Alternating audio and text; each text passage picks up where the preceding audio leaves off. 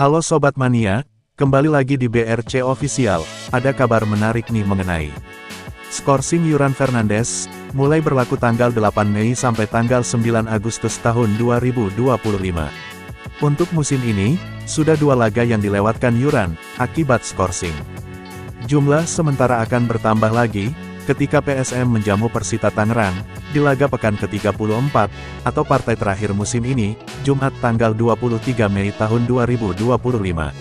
Sementara untuk musim depan, Yuran Fernandes diperkirakan absen, selama 6 laga awal Liga 1. Liga 1 musim 2025/2026, dijadwalkan menggelar pertandingan pertama, tanggal 8 Juli tahun 2025 mendatang. Kabar baiknya, di sela-sela menjalani skorsing, Yuran Fernandes masih memiliki agenda bersama timnas Tanjung Verde. Pemain bek tengah memang telah masuk ke radar pelatih Bubista sejak Maret tahun 2025 lalu. Namun, Yuran belum mendapatkan debut. Pemain tinggi 198 cm itu hanya 1 kali mengisi bangku cadangan dalam pertandingan lanjutan kualifikasi Piala Dunia 2026 zona Afrika.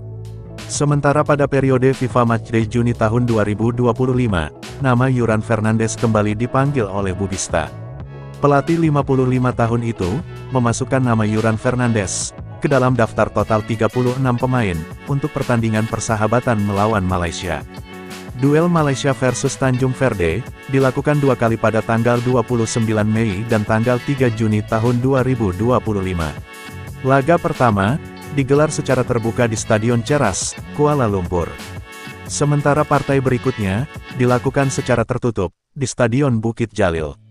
Federasi Sepak Bola Malaysia, FAM memang secara khusus mengundang Tanjung Verde, untuk laga pemanasan menghadapi lanjutan kualifikasi Piala Asia 2027. Di partai terdekat, Malaysia akan menantang Vietnam, tanggal 10 Juni tahun 2025. Partai tersebut termasuk penting, karena Malaysia dan Vietnam bersaing untuk posisi teratas klasemen grup F. Adapun untuk Tanjung Verde, kualifikasi Piala Dunia zona Afrika masih akan dilanjutkan bulan September tahun 2025. Maka, laga periode Juni tahun 2025 tetap dapat dimanfaatkan Bubista untuk mencari opsi pemain.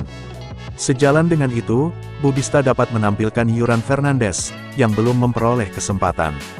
Yuran Fernandes tentu memberikan penampilan terbaik, mengingat menit bermain bersama Tanjung Verde menjadi kesempatan satu-satunya setelah terkena skorsing di kompetisi domestik.